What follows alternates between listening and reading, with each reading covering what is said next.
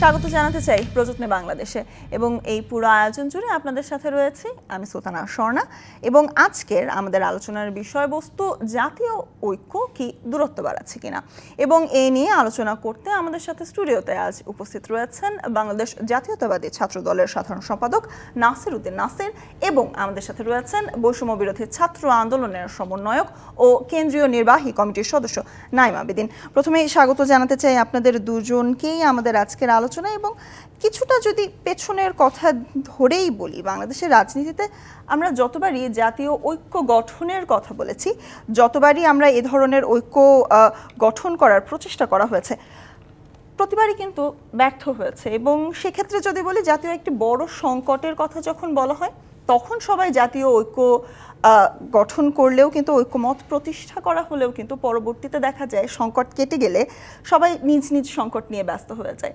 এ নিয়ে আসলে কতটুকু একমত আপনারা তা দিয়ে প্রশ্ন দিয়ে আমি আসলে শুরু করতে চাই। প্রথমে যেতে চাই নাসির উদ্দিন নাসির, আপনার কাছে।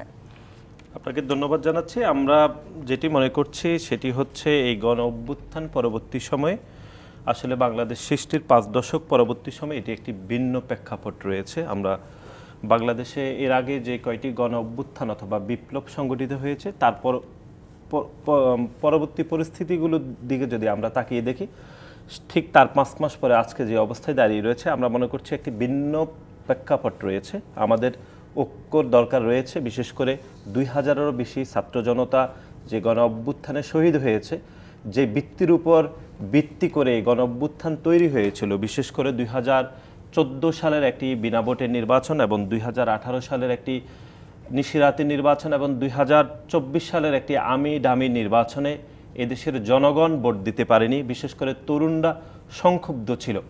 এবং বাংলাদেশের প্রত্যেকটি মানুষ যারা গণ অভ্যুত্থানে অংশগ্রহণ করেছে তারা কোনো না কোনোভাবে গত 15.5 বছর ধরে সেই খুনি শেখ হাসিনা কর্তৃক তারা ব্যাপকভাবে নির্যাতিত অথবা হয়রানির শিকার হয়েছে। সেজন্য এই গণ অভ্যুত্থানে সব শ্রেণীর পেশার মানুষ অংশগ্রহণ করেছে। এখানে যেমন রিকশাওয়ালা অংশগ্রহণ করেছে, চাকরিজীবী, তেমনি ছাত্র জনতা, সব শ্রেণীর মানুষ কোনো না কোনোভাবে 14-15 বছর ধরে তারা যে বিভাজিত হয়েছে, বঞ্চিত হয়েছে, সেটি 5 আগস্ট ছাত্র জনতার গণ অভ্যুত্থানের পূর্বে জুলাই আগস্টে তারা রক্ত দিয়ে সেটি প্রমাণ করেছে। সুতরাং আমরা মনে করছি যে এখনকার এই বাস্তবতায় 5 আগস্ট পরবর্তী সময়ে আমাদের একটি ঐক্য দরকার রয়েছে এবং এই ঐক্যের জন্য এখনকার যারা অন্তর্বর্তীকালীন সরকার রয়েছে এবং এই অন্তর্বর্তীকালীন সরকারের প্রত্যেককে আমরা দায়িত্বশীল আচরণ নিশ্চয় করবে এবং এই গণ অভ্যুত্থান সৃষ্টির যে প্রেক্ষাপট আমরা যেটি একটু আগে বলেছিলাম সেটি একটি জনগণের সরকার প্রতিষ্ঠার মাধ্যমে এবং একটি জনগণের সরকারের প্রতি ক্ষমতা হস্তান্তর করে একটি জন আকাঙ্ক্ষার যদি প্রতিফলন আমরা ঘটাতে পারি তাহলে জাতীয় ঐক্য অনেক বেশি দৃঢ় হবে বলে আমরা বিশ্বাস করি। অবশ্যই এই পর্যায়ে আসলে একই প্রশ্ন করতে চাই নাইমা বেদিন আপনার কাছে। জাতীয় ঐক্য প্রতিষ্ঠার ক্ষেত্রে বারংবারই কিন্তু আমরা বলছি যে আসলে ব্যর্থ হয়েছি, হয়তোবা একটি এজেন্ডা আমরা পূরণ করতে সমর্থক হয়েছি, আমরা পেরেছি, কিন্তু তারপরে সবাই আবার বিভাজিত হয়ে যাচ্ছে। সেই বিভাজনটা আপনি এখন লক্ষ্য করছেন কিনা? ধন্যবাদ। দেখুন, আমাদের নাসির ভাই যেটি বললেন যে পূর্ববর্তী যতগুলো আমাদের গণ অভ্যুত্থান বা ব্যাপক হারে আন্দোলন, এর পরবর্তী সময়ে যে আমাদের অবস্থান ছিল, এই 2024-এর জুলাই রেভলিউশন বা জুলাই গণ অভ্যুত্থান যেটাই বলি, এর পরবর্তী সময়ে আজকে 5 মাস 6 মাস পরে আমাদের প্রেক্ষাপটটা এখন ডিফারেন্ট। কেন ডিফারেন্ট? কারণ পূর্ববর্তী সময়ে যারা আন্দোলন করছে তারা আন্দোলন করার পরে চলে গেছে, এরপরে লুটপাটকারীরা এসে লুটপাট করছে, কিন্তু এবার আর হয় নাই। এবার আন্দোলনকারীরা এখনো মাঠে আছে এবং এই গণ অভ্যুত্থানের যে আকাঙ্ক্ষা, সেই আকাঙ্ক্ষাকে ধরে রাখে গণ অভ্যুত্থানের আকাঙ্ক্ষা পূরণের জন্য এখনও বৈষম্য বিরোধী ছাত্র আন্দোলন সহ, আমি স্পেসিফিক করে ছাত্রদল বা ছাত্র শিবির এরকম বলবো না, বাট আমার এই আন্দোলনে সবচেয়ে বেশি আমার সখ্যতা 2টা ব্যক্তির সাথে, ভাই হয়তো চিনবেন। একজন হচ্ছে ছাত্রদলের BM কাউসার ভাই, ঢাকা ইউনিভার্সিটির, 5 আগস্ট যখন আমি গুলিবিদ্ধ হই উনি আমার কোলে করে হসপিটালে নিয়ে গেছে। আরেকজন যুব দলের গিয়াসউদ্দিন লিটন। তো ওনাদের ভূমিকা বা আমাদের ভূমিকা সবাই আমরা একসাথেই ছিলাম এবং ঐক্যের জায়গাটা ব্যক্তিগত সম্পর্ক বা রাজনীতির বাইরে গিয়ে কিন্তু একই আছে। বাট ওই যে রাজনীতিক একটা প্রত্যেকের নিজেদের একটা এজেন্ডা থাকে, নিজেদের কিছু চাওয়া পাওয়া থাকে, নিজেদের একটা রোডম্যাপ থাকে, একটা ভিশন থাকে, যখন সেটা পূর্ণ না হয় তখনও কিন্তু ঐক্যের জায়গাটা নষ্ট হয়। এখন প্রত্যেকেই ভাবছিল যে বিশেষ করে জাতীয়তাবাদী বিএনপির কথা যদি বলি, যে যখনই আমাদের এই আন্দোলনটা শেষ হলো, যখনই ছাত্র জনতার গণ অভ্যুত্থানে হাসিনা পালাইতে বাধ্য হলো, তখন কিন্তু তারা ভেবেই নিয়েছে যে এবার তারাই সরকার হবে, তারাই সব কিছু করবে, মনে হয় 300 আসনে তারাই এমপি হয়ে যাবে। কিন্তু যত কালক্ষেপণ হচ্ছে, দিন যত যাচ্ছে, হয়তো তারা কেমন কিছু আশঙ্কা করছেন যে যেই 30% ভোট, যারা কখনো যারা কখনো ভোটই দেয় নাই তাদের জীবনে, এবং তাদের সাইকোলজি না জানতো বিএনপি, না জানতো আওয়ামী লীগ, না জানে জামাত, এখন তাদের সাইকোলজিটা সবাই রিড করতে পারছে ওই নিউ ভোটারদের। তো এখন তারা হয়তো একটা শঙ্কায় পড়ে যাচ্ছে যে হয়তো নির্বাচনটা পিছালে, সংস্কারগুলো হলে খুব প্রথমে যে আমাদের যে স্থানীয় পর্যায়ে নির্বাচন যেটা বলা হচ্ছে সেটা আগে দেওয়ার জন্য কিন্তু ওনারা চাচ্ছেন জাতীয় নির্বাচন হওয়ার পরে স্থানীয় নির্বাচনগুলো হতে। এগুলো হলে হয়তো তারা সেই জায়গাটায় যেতে পারবে না, তাদের ভিশন যেটা ছিল সেটা হবে না। এই কারণে হয়তো আমি মনে করি ঐক্যের সমঝোতাটা বা ঐক্যের জায়গাটা নষ্ট হচ্ছে।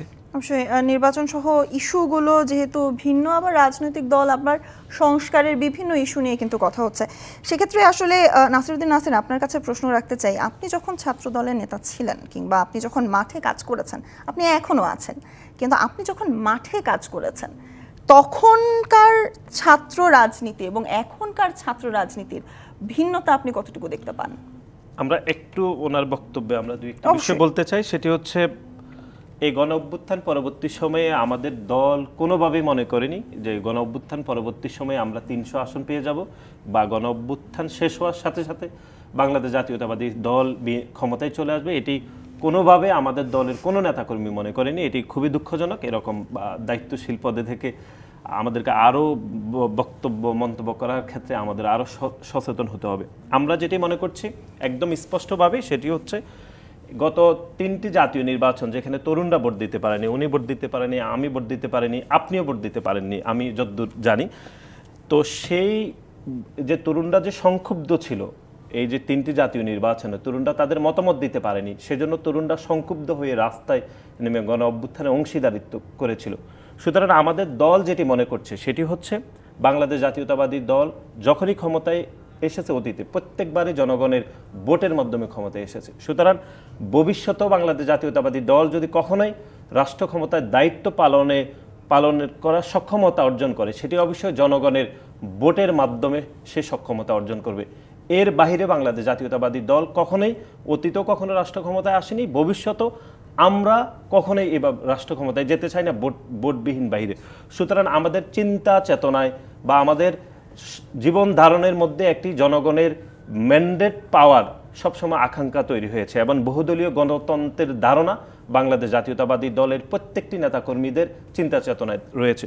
সুতরাং আমরা যেটি মনে করছি সেটি হচ্ছে এই যে ঐক্য তৈরি হচ্ছে না বা বিভেদ তৈরি হয়েছে যে কিছুটা, সেখানে বাংলাদেশ জাতীয়তাবাদী দলের বা বাংলাদেশ জাতীয়তাবাদী ছাত্র দলের কোনো অংশীদারিত্ব নেই। সেই জায়গায় আমরা মনে করছি যে এই জুলাই আগস্টের গণ অভ্যুত্থান পরবর্তী সময়ে বাংলাদেশ জাতীয়তাবাদী দল অত্যন্ত বিচক্ষণতার সহিত এই সরকারকে সহযোগিতা করছে। আমাদের দলের ভারপ্রাপ্ত চেয়ারম্যান জনাব তারেক রহমান বহুবার গণমাধ্যমে বলেছেন যে এটি আমাদের সরকার, এই সরকারকে কোনোভাবে ব্যর্থ হতে দেওয়া যাবে না, এই সরকার যদি ব্যর্থ হয় তাহলে আমরা সবাই ব্যর্থ হব, এটি তিনি বহুবার গণমাধ্যমে বলেছেন। সুতরাং সেই জায়গা থেকে দাঁড়িয়ে আমরা মনে করছি এই সরকারকে অবশ্যই সফল হতে হবে। কিন্তু সংস্কারের যে বিষয়টি উনি বলেছেন সেটি আমাদের দল বলেছে, যেটি বারবার এটি আসলে অনেক বেশি বলা হচ্ছে, তারপরও বলতে হচ্ছে যে সংস্কার নির্বাচন পলিসি এটি একই মাত্রায় চলতে পারে, সংস্কার প্রক্রিয়াগুলো এগিয়ে নিয়ে নির্বাচন করলে সেটি জন আকাঙ্ক্ষার প্রতিফলন হবে বলে আমরা মনে করছি। এর বাইরে আপনি যেটি বলেছেন আমাকে যে বাংলাদেশ জাতীয়তাবাদী ছাত্র দল যে 5ই আগস্ট ছাত্র জনতার গণ অভ্যুত্থানের পূর্বে আমরা আসলে কি পরিস্থিতিতে ছাত্র রাজনীতি করেছি, আমরা মনে করছি যে গত 15.5 বছর ধরে বাংলাদেশ জাতীয়তাবাদী ছাত্র দল এই গত 5 দশকে বাংলাদেশের যে রাজনীতির দিকে যদি আপনি তাকিয়ে দেখেন, সব থেকে ক্ষতিগ্রস্ত এবং নির্যাতিত ছাত্র সংগঠন। এবং বাংলাদেশ জাতীয়তাবাদী ছাত্র দলের প্রত্যেকটি নেতাকর্মী যারা মাঠে ময়দানে রাজনীতি করেছে তাদের প্রত্যেকের নামে মামলা রয়েছে, হামলা হয়েছে এবং অনেকেই বেশিরভাগ নেতাকর্মী যারা একাধিকবার জেলে যেতে হয়েছে এবং বাংলাদেশ জাতীয়তাবাদী ছাত্র দলের হাজার হাজার নেতাকর্মী গুম খুনের শিকার হতে হয়েছে। সার্বিকভাবে মনে করছি এই জুলাই গণ অভ্যুত্থান পরবর্তী সময়ে আমরা একটি স্বাভাবিক সময় উপনীত হয়েছি। আমাদের মধ্যে এক ধরনের এখন হচ্ছে যে গুম বা খুন হওয়ার যে এক ধরনের আশঙ্কা যেটি পূর্বে আমাদের মধ্যে ছিল সেটি এখন আমরা আশঙ্কা ফিল করছি না। আমরা একটি স্বাভাবিক সময়ের মধ্যে রয়েছি এবং শিক্ষার্থীদের অধিকারের জন্য বাংলাদেশ জাতীয়তাবাদী ছাত্রদল অতীতের মতো এখন আমরা কাজ করে যাচ্ছি। সেক্ষেত্রে আসলে কতটুকু সংঘবদ্ধ করতে আপনারা মাঠ পর্যায়ে কাজ করছেন এই প্রশ্নটি যদি রাখি, কারণ বিভিন্ন বিশ্ববিদ্যালয়ে কিন্তু আমরা দেখছি এখনো কিন্তু বৈষম্য বিরোধী ছাত্র আন্দোলনের আমরা যেরকম দেখতে পাই তাদের পদচারণা, ছাত্র দলের পদচারণা কি কিছুটাই কম দেখতে পাই? আপনার কি মনে হয়? না, আমার তো মনে হচ্ছে যে এই জুলাই গণ অভ্যুত্থান পরবর্তী সময়ে বাংলাদেশ জাতীয়তাবাদী ছাত্রদল প্রত্যেকটি ক্যাম্পাসগুলোতে খুবই প্রাণচঞ্চলভাবে শিক্ষার্থীদের অধিকারের জন্য কাজ করছে। বৈষম্য বিরোধী ছাত্র আন্দোলন নতুন প্ল্যাটফর্ম হলেও তারা চেষ্টা করছে, আমরা তাদেরকে সাধুবাদ জানাচ্ছি। এবং বাংলাদেশে গত 15.5 বছর ধরে যে সকল ছাত্র সংগঠন প্রকাশ্যে খুনি হাসিনার বিরুদ্ধে আন্দোলন সংগ্রাম করেছে তারা সবাই ক্যাম্পাসে শিক্ষার্থীদের অধিকারের জন্য কাজ করছে। আমরা বাংলাদেশ জাতীয়তাবাদী ছাত্রদল প্রত্যেকটি ক্রিয়াশীল ছাত্র সংগঠনকে সহযোগিতা করছি। আমরা মনে করছি বাংলাদেশ জাতীয়তাবাদী দল যেরকম বহুদলীয় গণতন্ত্রে বিশ্বাসী, ঠিক সেই দ্বারাই বাংলাদেশ জাতীয়তাবাদী ছাত্রদল বাংলাদেশের প্রকাশ্যে রাজনীতিতে প্রত্যেকটি ছাত্র সংগঠনকে সাধুবাদ জানাচ্ছে এবং শিক্ষার্থীদের অধিকারের জন্য যারা কাজ করবে তাদের সাথে এই শিক্ষার্থীদের স্বার্থকে প্রাধান্য রেখে আমরা তাদের সাথে কাজ করতে প্রস্তুত রয়েছি। অবশ্যই নাঈম আবেদীন, আপনি যদি বলতেন শিক্ষার্থীদের আসলে গুরুত্ব দেয়া হচ্ছে সবচেয়ে বেশি, প্রাধান্য দেয়া হচ্ছে সবচেয়ে বেশি, সরকারের ক্ষেত্রে হোক কিংবা আমরা রাজনৈতিক দলগুলোকে কিন্তু কখনো এতটা ভোকাল হতে দেখিনি, শিক্ষার্থীদের প্রতি বা ছাত্র সমাজের প্রতি এতটা ফোকাস করতে আমরা কখনো দেখিনি যতটা এখন দেখতে পাচ্ছি। সেক্ষেত্রে আসলে জাতীয় ঐক্য আপনারা কতটুকু দেখতে পাচ্ছেন? দেখুন, প্রথমে একটি বিষয় বলি যে শিক্ষার্থীরা এখন ফোকাসে আছে, এটা আমাদের মুরব্বীদের কিন্তু অনেকে সহ্য হচ্ছে না। কেন? আমি গতকালকে যমুনা টিভিতে ছিলাম, ওখানে নীলুফার আপা ছিল বিএনপির, উনি একটা পর্যায়ে এভাবে বলল যে তোমরা মানে এত পাকা, হ্যাঁ কম বয়সে অনেক বেশি পেকে গেছো তোমরা, অথবা উনি বললেন যে তিনি রেগে গিয়ে এরকমও কথা বললেন যে বৈষম্য বিরোধী ছাত্র আন্দোলনে তোমরাই তো হেলমেট বাহিনী ছিল, তোমরাই আমাদের উপর হামলা করতাম। মানে উনি আসলে রাগের জন্য এটা হয়তো কথার ফ্লোতে বলে ফেলছে। বাট একটা কথা বলবো যে আমরা যখন 5ই ইস্ট ওয়েস্টকে আমি নেতৃত্ব দিয়েছি, তো আমাদের ইস্ট ওয়েস্টে আমাদের ছাত্র দলের নাঈম আহমেদ খান ভাই ছিল, সাধারণ শিক্ষার্থীরা ছিল, কিন্তু আমাদের সাথে কিন্তু ওই বিএনপির যেই মুরব্বী এখন বাসায় বসে বসে লম্বা লম্বা বয়ান দেয় উনি কিন্তু ছিল না। ওনাদের ছাত্ররা যে পরিমাণ কে ছিল না? না আমাদের বলেন আপনি ফিল্ডে না বলতে হবে, না না এবার বললে হবে না, নাম বলবো না বলতে হবে, বললে এটা ব্যক্তিগত, নাসির ভাই এটা ব্যক্তিগত পর্যায়ে নিয়ে গেছেন, বলেন না বলেন, আমি ব্যক্তিগত জায়গায় যাব না, এটা এটা আপনিও জানেন, ওভারঅল হিসাব এটা আপনিও জানেন যে ছাত্ররা আসলে আমরা সবাই আপনি বলেন, বলেন আমি বলি নাসির ভাই, আমি শেষ করি এরপরে বলেন। ছাত্র দলের যে ভূমিকা, সেই ভূমিকাকে ক্যাশ করে এখন অনেকেই অনেক কথা বলে। আমরা ছাত্ররা কেন হাইলাইটেড থাকবো না? কারণ কেন থাকবো না? অবশ্যই থাকবো, কারণ এই ছাত্ররাই তাদেরকে এখন কথা বলার সুযোগ করে দিছে। তো এখন তাদের নেতৃত্ব যদি মানতে অনেকের কষ্ট হয়, সেখানে এটা আর কিছু বলার নেই সেখানে। তো জাতীয় ঐক্যের যে বিষয়টা, এখানে আমরা সবাই ফ্যাসিবাদের বিরুদ্ধে লড়াই করেছি, একই ময়দানে ছিলাম, এখনও একই আছি। একটা যেখানে গণতন্ত্র থাকবে, অনেকগুলো দল থাকবে, ভিন্ন মতাদর্শের মানুষ থাকবে, সেখানকার সৌন্দর্যই এটা। অর্থাৎ আমরা যেটাকে মানে বিবাদ দেখছি বা বিতর্ক দেখছি, এই বিতর্ক না থাকলে তার গণতন্ত্রই থাকবে না। সেই বিতর্ক হবে, বিতর্কের মাধ্যমে একটা সমঝোতা আসবে, একটা সুন্দর ফলাফল বের হয়ে আসবে। তো আমি মোটা দাগে দেখছি না যে ঐক্য খুব বেশি বিনষ্ট হয়েছে। একটা দেশে যখন 2-3টা বড় ধরনের শক্তি জাগ্রত হয়, তখন তাদের মধ্যে কথা হয়, বিতর্ক হয়, কিন্তু কিছু পয়েন্টে সবসময় আমি মনে করি আওয়ামী লীগ বাদে বাংলাদেশের যতগুলো রাজনৈতিক দল এবং আমরা বৈষম্য বিরোধী ছাত্র আন্দোলন আছি, যেহেতু আমরা কোনো রাজনৈতিক দল না, কিন্তু আমরা এই ফ্যাসিবাদের বিরুদ্ধে লড়াইয়ের নেতৃত্বদানকারী দল। সেই ক্ষেত্রে আমরা মনে করি যে প্রত্যেকটি দলও এই কিছু কমন প্রশ্নে এখনও আমরা এক। সেটা হচ্ছে আওয়ামী পুনর্বাসনের বিরুদ্ধে আমরা এখনও এক, আওয়ামী লীগের রাজনীতির যে অধিকার সেটার বিরুদ্ধে আমি মনে করি তারা দলীয়ভাবে যদি, যেহেতু অনেক ফর্মালিটিস মেনটেন করে কথা বলে, বাট মনে মনে যেই ছেলেটা 5ই আগস্ট গুলির সামনে দাঁড়িয়েছিল, ছাত্রলীগের ওই গুন্ডা লীগের বাহিনী যাকে গুলি করেছিল, বেধড়ক পিটিয়েছিল, সে কখনোই চাইবে না ওই নীতিমালার, ওই নীতি আদর্শের একটা দল, ওই নীতি আদর্শের প্যারেন্টস একটা দল আবার বাংলাদেশের রাজনীতিতে ফিরে আসুক। অবশ্যই। তো আমি মনে করি না মোটা দাগে আমাদের ঐক্যের কোনো বিভাজন হয়েছে। অবশ্যই ঐক্যের বিভাজন হয়েছে কিনা এ নিয়ে আবারও আমরা কথা বলবো, তবে তার আগে নিতে চাই ছোট্ট একটি বিরতি।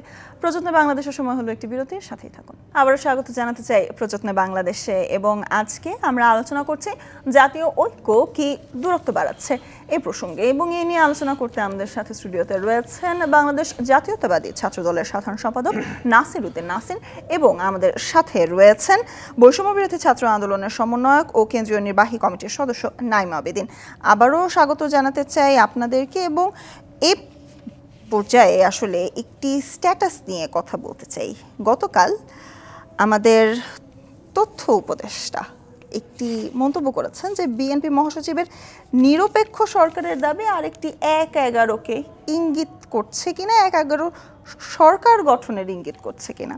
সেক্ষেত্রে আসলে জানতে চাই নাসিরউদ্দিন নাসির, আপনার কাছেই প্রথমে যেতে চাই, কারণ মন্তব্যটি করেছিলেন আসলে মহাসচিব, এবং তিনি কিন্তু বারংবারই নির্বাচনের ডাক দিচ্ছেন, এবং সেক্ষেত্রে 1-11 প্রসঙ্গ বর্তমান প্রেক্ষাপটে কতটুকু না, আমাদের 1-11 প্রসঙ্গ তো আমাদের তথ্য উপদেষ্টা মহোদয় তিনি তার স্ট্যাটাসে এটি আশঙ্কা করেছেন, কিন্তু আমাদের দলের সংগ্রামী মহাসচিব যেটি ওনার বক্তব্যে যেটি বলেছেন, তিনি বক্তব্যের সারমর্ম হয়তো আমাদের মাননীয় উপদেষ্টা হয়তো বুঝতে পারেননি।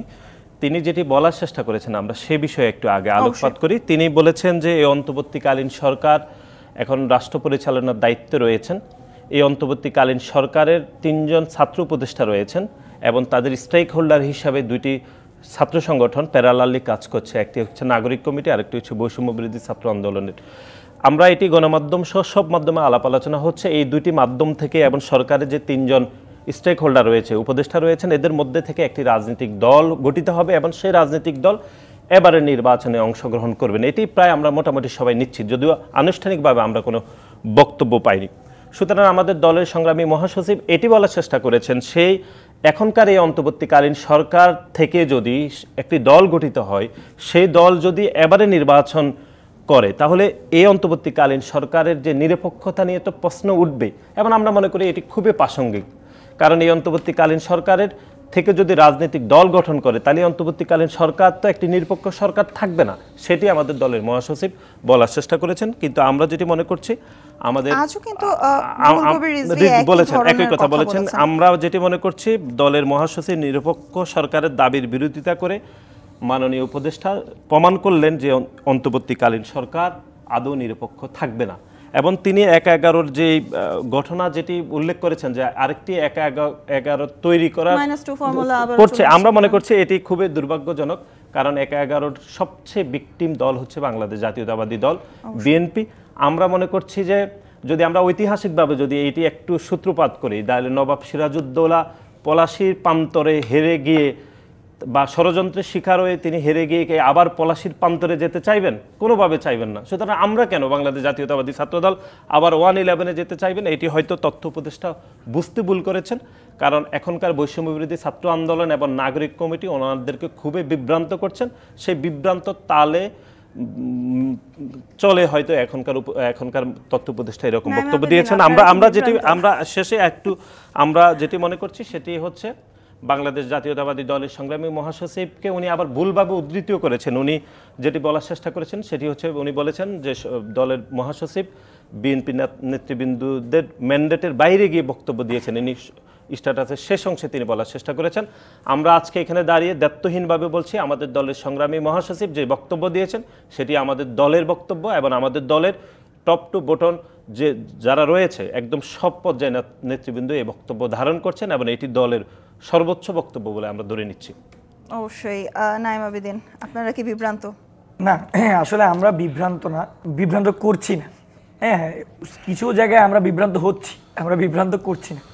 শুনুন, যে বিষয়টা উঠে এসেছে যে নাহিদ ভাইয়ের যে পোস্টের বিষয়টা, এর আগে আমাদের অনেক গুণীজন, অনেক সিনিয়র নেতা বিএনপির মির্জা ফখরুল সাহেব আমি জানি না নাসির ভাই ওনার কথাটা কিভাবে ব্যাখ্যা করেছেন, বাট আমি বিষয়টা এরকম শুনেছি যে মির্জা ফখরুল সাহেব এভাবে বলেছেন যে কোনো রাজনৈতিক দল যদি হয় সেই ক্ষেত্রে এই উপদেষ্টা মানে সরকারের থেকে রাজনৈতিক দল যাতে গঠন না হয়।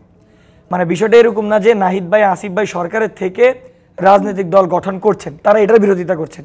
তারা কিন্তু এটার বিরোধিতা করে নাই যে নাহিদ ভাই আসিফ ভাই যদি সরকার থেকে বের হয়ে আসে এরপরে রাজনীতি করুক, ওটার কিন্তু বিরোধিতা করেনি। দলের বিরোধিতা আমাদের মহাসচিব করে নাই, আমাদের রক্তে মগজে বহুদলীয় গণতন্ত্র। আপনি একটা করতে পারেন, নাহিদ ভাই একটা করতে পারে, আসিফ ভাই একটা করতে পারে, আপনারা সব সমন্বয়করা চাইলে একটা দল করতে পারেন, আমরা এটাকে স্বাগত জানাই। অবশ্যই আমাদের দল বিএনপি, আমরা যারা বাংলাদেশ জাতীয়তাবাদী ছাত্র দল, বহুদলীয় বাংলাদেশি জাতীয়তাবাদী উদ্বুদ্ধ, বাংলাদেশ জাতীয়তাবাদী ছাত্র দলের প্রত্যেকটি নেতাকর্মী, বিএনপির প্রত্যেকটি নেতাকর্মী মনে করে বাংলাদেশের প্রত্যেকটি নাগরিক এক একটি রাজনৈতিক দল করতে পারে। আমরা বহুদলীয় গণতন্ত্রে বিশ্বাসী। সমন্বয়করা চাইলে প্রত্যেকে একটি করে দল গঠন করতে পারে, নাগরিক কমিটি চাইলেও প্রত্যেকে 2টি করেও করতে পারে। আমরা কাউকে বাধা দিব না, আমরা এই সিদ্ধান্তকে স্বাগত জানাই। আপনারা দল করবেনই, কিন্তু যেটি বলতে মানে বুঝতে বোধহয় ভুল হচ্ছে সেটি হচ্ছে সরকারের থেকে যদি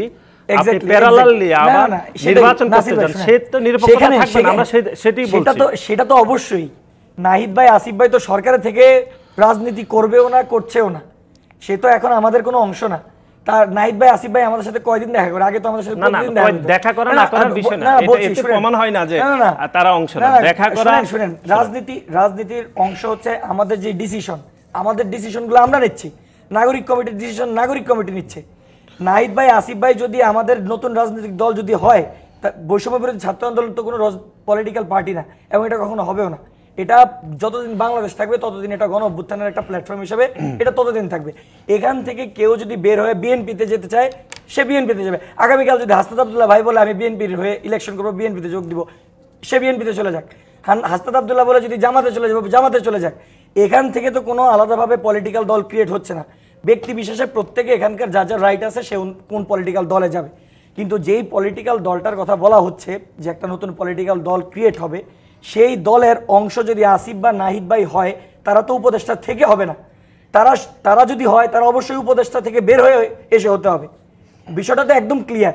এই জিনিসটা নিয়ে গোলানোর কিছুই না, গোলানোর রয়েছে। আমরা একটু ক্লিয়ার করি, এই অন্তর্বর্তীকালীন সরকারের বেশিরভাগ উপদেষ্টা, এমনকি এই অন্তর্বর্তীকালীন সরকারের যিনি চিফ অ্যাডভাইজার রয়েছেন তিনি বহুবার গণমাধ্যমে বলেছেন আমাদেরকে, মানে তাদেরকে বসিয়েছেন বৈষম্য বিরোধী ছাত্র আন্দোলনের নেতারা। সুতরাং এই অন্তর্বর্তীকালীন সরকারের যারা স্টেক হোল্ডার হিসাবে রয়েছে, বৈষম্য বিরোধী ছাত্র আন্দোলনের নেতৃবৃন্দ এবং নাগরিক কমিটি, প্রত্যেক ছাত্ররা বলতে বৈষম্য বিরোধী তারাই বসেছে। আপনিও তো বৈষম্য বিরোধী। না, আমরা ছিলাম, পরে তো নাই।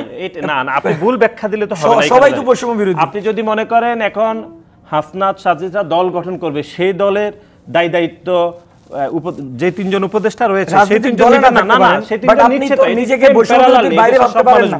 5 আগস্ট আগে শুনেন, সরকারটা যখন গঠন হয়েছে, কিন্তু উপদেষ্টা হিসেবে যে কোনো দলের সাথে কিন্তু সংযুক্ত থাকতেই পারেন, সেটি কিন্তু তার সাংবিধানিক একটি অধিকারের মধ্যেই কিন্তু পড়ে। এবং সেক্ষেত্রে যদি বলি, আসলে নাঈম আবেদীন, গত কয়েকদিনের প্রেক্ষাপট যদি বলি, গত সপ্তাহের প্রেক্ষাপটে যদি বলি, আপনাদের অফিসের শাটার নামানো থেকে শুরু করে মারামারি, বিভিন্ন ধরনের বিচ্ছিন্ন অনেক ঘটনা ঘটছে। এবং সেক্ষেত্রে কি আসলে আপনি মনে করেন যে আপনাদের দলের ভেতরে অন্য রাজনীতি পোষণ করে এমন কেউ প্রবেশ করেছে এবং আপনাদের নাম আসলে ক্ষুণ্ণ করার জন্যই তারা আসছেন? সেটা হতে পারে যে কোনো দল, ছাত্রলীগ, ছাত্রদল, শিবির, যে কেউ। দেখুন, বিষয় হচ্ছে বৈষম্য বিরোধী ছাত্র আন্দোলন 5ই আগস্ট এর আগ পর্যন্ত সবাই চেয়েছে এটা অনেক শক্তিশালী হোক, এবং 5ই আগস্টের পরে সবাই যাচ্ছে এটা অনেক দুর্বল হোক। এখন বিষয়টা হচ্ছে, যেহেতু বৈষম্য বিরোধী ছাত্র আন্দোলন এটা এমন একটি প্ল্যাটফর্ম যেখানে সবাই ছিল। পরবর্তীতে রাজনৈতিক পরিচয়ের কারণে সবাই অনেকেই নিজের প্ল্যাটফর্মে ফিরে গিয়েছে, এবং সবাই একটি ব্যাখ্যাই চায় বারবার যে কেন এখানে এখন আসতে হলে নিজের পলিটিক্যাল মানে আইডেন্টিটিকে রেখে এরপর আসতে হবে। এই একটা মাত্র কারণে। কারণ আমি বলি, আমরা দেখছি ছাত্রলীগ শুনেন, আমি যে কথাই ছিলাম, আপনাদের ভেতর থেকেও কিন্তু বলা হচ্ছে যে ছাত্রলীগের মতো আচরণ করা হচ্ছে। আমি একটা পয়েন্টে ছিলাম, ওই পয়েন্টটা শেষ করি, এরপর এখানে 5ই আগস্টের পরবর্তী আগে আমাদের সবার একটা ইন্টেনশন ছিল, নাসির ভাইও ভাবতো হাসিনারে পালাইতে হইব, আমিও ভাবতাম হাসিনারে খেদাইতে হইব, এর বাইরে কারো কোনো ইন্টেনশন ছিল না। কিন্তু 5ই আগস্টের পরে ওনাদের একটা রাজনৈতিক ফিলসফি আছে, একটা রাজনৈতিক বোঝাপড়া আছে, বন্দোবস্ত আছে। তো সেই জায়গা থেকে বৈষম্য বিরোধী ছাত্র আন্দোলন সবাই যদি জামাত এসে একটা বলবে, বিএনপি এসে একটা বলবে, বামরা এসে একটা বলবে, ডানরা এসে একটা বলবে, এখানে তাহলে তখন মতাদর্শটা ইনক্লুসিভ করতে গিয়ে মতাদর্শের একটা কনফ্লিক্ট ক্রিয়েট হয়ে যাবে। কিন্তু আমরা এটা গণ অভ্যুত্থানের প্ল্যাটফর্ম হিসেবে থাকার কারণে এখানে এখন আমরা যারা আছি তারা পলিটিক্যাল আইডেন্টিটির বাইরে গিয়ে এখানে থাকতে হবে এমন একটা সিচুয়েশন। তো এর মাধ্যমে আমাদের বিভিন্নভাবে যেই কমিটিগুলো নতুন হচ্ছে সেখানে মনে করেন যে পলিটিক্যাল এজেন্ডা নিয়ে অনেকে ঢুকে যাচ্ছে, ঢুকে সেখানে কেওয়াস ক্রিয়েট করছে এবং দীর্ঘ 6 মাস যা অতিবাহিত হওয়ার কারণে আমাদের তো এটা বোঝা সম্ভব হচ্ছে না যে পঞ্চগড়ের উমুক এলাকায় আসলে কোন গ্রুপটা আসল আন্দোলনকারী। তো দুই গ্রুপই বলতেছে আমরাও আন্দোলন করেছি, সেই গ্রুপও বলছে আমরাও আন্দোলন করেছি। তো আসলে এত বড় পরিসরে আপনি দেখেন বৈষম্য বিরোধী ছাত্র আন্দোলন চাইলে প্রত্যেকটা উপজেলার প্রত্যেকটা ওয়ার্ড পর্যায়ে কমিটি দিতে পারছে, কারণ মানুষের যেই ভালোবাসার জায়গা, যেই এই ব্যানারের প্রতি আকাঙ্ক্ষার জায়গা সেটা তৈরি হয়েছে, তার কারণেই কিন্তু এটা হয়েছে। এই আকাঙ্ক্ষা আর চাওয়া পাওয়ার কারণেই কিন্তু এই কনফ্লিক্টগুলো, ছোট ছোট কনফ্লিক্টগুলো তৈরি হচ্ছে। তবে আমি এই কনফ্লিক্টগুলোকে তত বড় হিসেবে দেখছি না, কারণ একটা 16 কোটি মানুষের 20 কোটি মানুষের একটা দেশ নিয়ে যখন কাজ হবে তখন ছোটোখাটো কিছু বিচ্ছিন্ন ঘটনা ঘটবেই। তবে আমি আশা করি এই বিচ্ছিন্ন ঘটনাগুলো আমরা আরও স্মার্টলি হ্যান্ডেল করা প্রয়োজন, যাতে এই ধরনের ঘটনা আর পুনরাবৃত্তি না হয়। অবশ্যই এই কনফ্লিক্টের জন্যই কিন্তু জাতীয় ঐক্য গঠন হবে কি হবে না তা প্রশ্নবদ্ধ হচ্ছে, এবং এ নিয়ে আবারও আলোচনা করব। তবে প্রযত্ন বাংলাদেশে নিতে চাই আরেকটি বিরতি, সাথেই থাকুন। স্বাগত জানাতে চাই প্রযত্নে বাংলাদেশে, এবং আমরা আজ আলোচনা করছি জাতীয় ঐক্য কি দূরত্ব বাড়াচ্ছে কিনা এই প্রসঙ্গে, এবং এ নিয়ে আলোচনা করতে আমাদের সঙ্গে রয়েছেন নাসিরউদ্দিন নাসির এবং রয়েছেন নাইম আবেদিন। স্বাগত জানাতে চাই আপনাদের দুজনকে। এবং এই বার আসলে আলোচনা করতে চাই জাতীয় ঐক্যর কথা যখন আমরা বলি, নির্বাচন কিন্তু সবারই একটি চাওয়া, শুধুমাত্র নাগরিক নয়, শুধুমাত্র রাজনৈতিক দল নয়, সকলেরই চাওয়া নির্বাচন। এবং বিএনপির পক্ষ থেকে দফায় দফায় নির্বাচনের রোডম্যাপের ঘোষণা, নির্বাচন কবে হবে সেই ঘোষণা চাওয়া যেমন হচ্ছে, তার পাশাপাশি বৈষম্য বিরোধী থেকে কিন্তু বারংবার বলা হচ্ছে যে নির্বাচন আগে না, আগে সংস্কার, প্রয়োজনীয় সংস্কার হোক, তারপর আসলে নির্বাচনের দিকে আমরা এগোতে চাই। সেক্ষেত্রে আসলে নাসিরউদ্দিন নাসির, আপনার কাছেই প্রথমে যেতে চাই। নির্বাচনটি আসলে আমরা আগে চাই, কত দ্রুত চাই নির্বাচন, এবং সেই নিয়ে নির্বাচন নিয়ে জাতীয় ঐক্য কতটুকু দেখতে পাচ্ছেন আপনি? আমরা যেটি মনে করছি, আমাদের দলের পক্ষ থেকে বারবার যেটি বলা হচ্ছে সেটি হচ্ছে সংস্কার পলিসিগুলো। ইতিমধ্যে আপনি জানেন যে অনেকগুলো সংস্কার কমিশন যেগুলো গঠিত হয়েছিল সেগুলো তাদের রিপোর্ট কিন্তু অনেকগুলো প্রায় পেশ করে ফেলেছে, প্রধান উপদেষ্টার দপ্তরে জমা দিয়েছে। আমাদের দলের পক্ষ থেকে বলা হয়েছে সংস্কার এবং নির্বাচন এটি প্যারালালি চলতে পারে। এটি সংস্কার বাংলাদেশ যতদিন থাকবে ততদিন সংস্কার প্রক্রিয়া এগিয়ে নিয়ে আমাদেরকে কাজ করতে হবে, কিন্তু নির্বাচন যেই জন্য দরকার রয়েছে। কিন্তু এরকম আমাদের দলের পক্ষ থেকে তো 3 মাস 6 মাসের মধ্যে নির্বাচন চাওয়া হয়নি। বলা হয়েছে যে সংস্কার প্রক্রিয়াগুলোকে দ্রুত এগিয়ে নিয়ে তারপরেই একটি জনগণের সরকার প্রতিষ্ঠা করার জন্য দ্রুত নির্বাচনের দাবি করা হয়েছে। আমরা মনে করছি সেই দাবির বিষয়ে আমাদের দলের যৌক্তিক যে অবস্থানগুলো সেটি খুবই যৌক্তিক। কারণ হচ্ছে আমরা যেটি বারবার বলছি সেটি হচ্ছে 2024 সালের যে গণ অভ্যুত্থান তৈরি হয়েছিল, সেই গণ অভ্যুত্থানের পূর্বে জুলাই এবং আগস্টের খুনি হাসিনা দিনে দুপুরে প্রকাশ্যে যে এতগুলো মানুষকে হত্যা করেছে, সেটির প্রেক্ষাপট এই জন্য তৈরি হয়েছিল যে মানুষ তার গণতান্ত্রিক ব্যবস্থায় ভোটাধিকার প্রয়োগ করতে পারেনি, তার মত প্রকাশ করতে পারেনি। যদি খুনি হাসিনা সরকার, যদি পরবর্তী নির্বাচনের ভয় থাকতো, জনগণের ভয় থাকতো, তাহলে দিনে দুপুরে প্রকাশ্যে এতগুলো মানুষকে কিন্তু গুলি করে হত্যা করতে পারতো না। সুতরাং আমাদের সংকটটা সেই জায়গায়, যেই জায়গায় 2014, 18 এবং 24-এ যে ভোটগুলো হয়নি, যেখানে আপনি আমি কেউ ভোট দিতে পারেনি, তরুণরা ভোট দিতে পারে নাই, তরুণরা সংক্ষুব্ধ ছিল, সেই সংক্ষুব্ধের জায়গাটাকে সমাধান করতে হবে। সেখানে একটি জনগণের সরকার প্রতিষ্ঠা করার জন্য আমাদের দলের পক্ষ থেকে বারবার তাগাদা দেওয়া হয়েছে, এবং আমাদের দলের ভারপ্রাপ্ত চেয়ারম্যান জনাব তারেক রহমান একাধিকবার গণমাধ্যমে বলেছেন এই অন্তর্বর্তীকালীন সরকার এটি আমাদের সরকার, এই সরকারকে কোনোভাবে ব্যর্থ হতে দেওয়া যাবে না। এই অন্তর্বর্তীকালীন সরকার যদি ব্যর্থ হয় তাহলে গণ অভ্যুত্থানের স্পিডই ব্যর্থ হবে। সুতরাং আমরা মনে করছি সংস্কার প্রক্রিয়াকে দ্রুত সময়ে এগিয়ে নিয়ে একটি জনগণের সরকার প্রতিষ্ঠা করতে পারলেই সেই জুলাই এবং আগস্টের গণ অভ্যুত্থানের যে গণ আকাঙ্ক্ষার সেটি প্রতিফলন আমরা করতে পারবো বলে আমরা দৃঢ় বিশ্বাস করি। 31 দফা নিয়ে বিএনপি যেমন কাজ করছে, আমরা কিন্তু বৈষম্য বিরোধীদেরও তেমন লিফলেট বিতরণ করতে দেখছি, জনসংযোগ কিন্তু আমরা করতে দেখছি। এবং যদি বলি বৈষম্য বিরোধীর অধিকাংশই আপনারা হয়তোবা 2008 নির্বাচন আপনাদের মনে নেই, 2011, 14, 11, 18, 24 হয়তোবা পরেরগুলো তেমন আপনারা যেহেতু ভোট দিতে পারেনি, প্রথমবারের ভোটার হিসেবে নির্বাচন নিয়ে আসলে আপনাদের মত জানতে চাই। দেখুন, প্রথমে নাসির ভাই যে বারবার একটি কথা বলছিলেন যে তারেক রহমান যে কথাটি বলেছেন যে এই সরকার তাদের সরকার, আসলে তাদের বলতে আমাদের মানে আমাদের জনগণের তাদের বলতে মানে আমাদের, হ্যাঁ সবার, ওটাই আমি বুঝিয়েছি। তো সবার সরকার আসলে তারেক রহমানের, আমি ব্যক্তিগতভাবে বলবো ওনার কথাবার্তা খুবই ম্যাচিউরড এবং ওনার জায়গা থেকে উনি খুব ভালো কথাই বলে। হ্যাঁ, এবং আমি খুব ভালোবাসি আমার ছাত্র সংগঠনের যারা নেতারা আছেন যেমন নাসির ভাই, ওনাদের কথাবার্তাও আমার খুব ভালো লাগে। কিন্তু ওনাদের মানে এই কথাবার্তাগুলোই কিন্তু আমাদের ভালো লাগে। কিন্তু এই যে হুটহাট করে কিছু নেতাকর্মী আছে এমন ভাবে কথা বললে যে মানে গায়ের ধাক্কা দিয়ে ঠেলা দিয়ে ইউনূস সরকারকে ফেলে দিবে, এমন ভাবে কথা বলে যে আমাদের একটা ঝাঁকি দিয়ে এই সরকারকে তারা ফেলে দিবে, গায়ের জোর দিয়ে ফেলে দিবে। আসলে বিষয়টা কিন্তু ওইরকম না। আমরা নির্বাচন, আর ওনারা যেই বললেন যে নির্বাচন চায়, এটা অবশ্যই চাইবে। ওনারা রাজনৈতিক দল, ওনারা নির্বাচন না চাইলে কারা চাবে? ওনারাই তো চাবে। হুজুররা তো নির্বাচন চাবে না, ওনারাই রাজনৈতিক দল যারা রাজনীতি করে যারা, ওনারাই তো নির্বাচন চাবে। তো নির্বাচন চাওয়াটা তো খুবই অযৌক্তিক বিষয় না।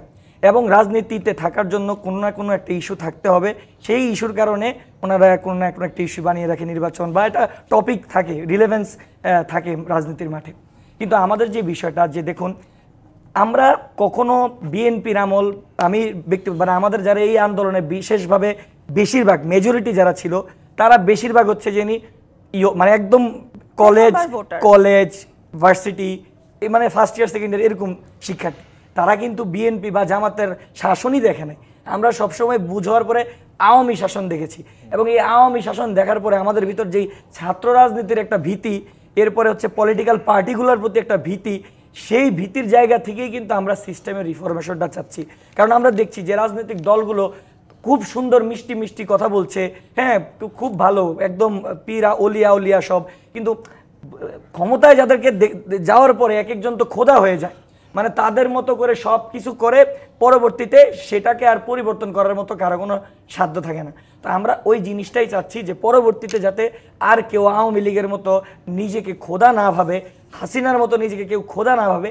সেই কারণে আমরাও চাচ্ছি, ওনারাও চাচ্ছেন যে একটা সংস্কারের মাধ্যমে দেশটা যাক, প্রাথমিক মৌলিক যে সংস্কারগুলো প্রয়োজন। ক্ষেত্রে জাতীয় ঐক্য আছে এবং সেই ক্ষেত্রে কিন্তু নির্বাচনের প্রসঙ্গে জাতীয় ঐক্য থাকবে।